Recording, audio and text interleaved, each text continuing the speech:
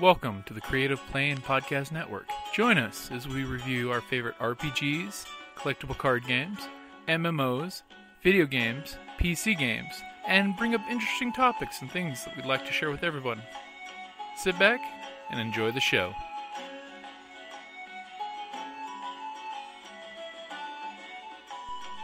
Hey guys, welcome to Day 4 of RPG A Day, your most surprising game. This was actually a tough one, but I would definitely have to say it was a high-end power level game for Rifts, where our group was a bunch of supernatural hit squads sent to go attack the Phoenix Empire in Egypt. Everything was going great, group was doing their thing, I was running it for a few friends and their children, and at one point the group killed a torture in this chamber in the palace, and when the group was done taking out their target there before they had to go off to the rest of the empire, they were trying to figure out in the torture chamber what the different magical knives were in this room. And actually one of my jokes on that is one of the room weapons was actually a evil soul-sucking corrupting rune blade. And I was curious to see who used it, so of course I kept dropping the idea of, these great and wonderful blades waiting for someone to use. And unfortunately, two of the ladies in the group, both the actual characters were in their late teens, decided to restrain one of their teammates, who happened to be the younger brother of one of the girls,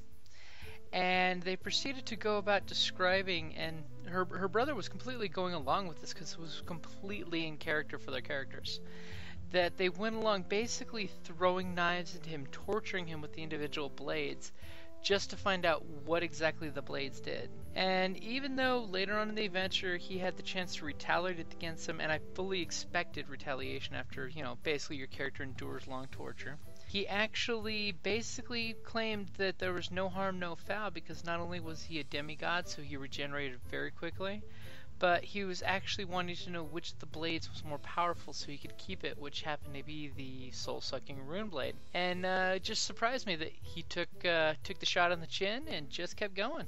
And remember, you never know what your players are going to be coming up with.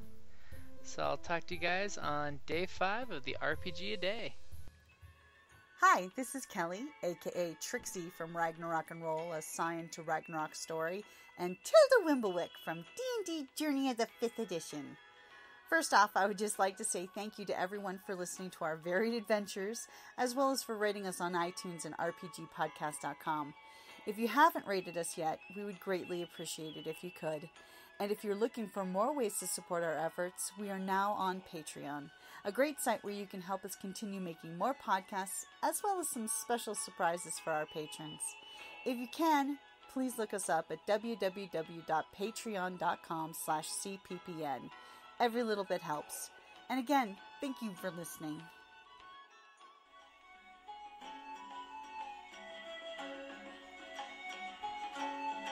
Thank you for listening to the Creative Play and Podcast Network. And feel free to enjoy our other shows, such as D&D Journey of the 5th Edition and Scion Ragnarok and Roll, a Scion hero to Ragnarok story. Thank you for listening.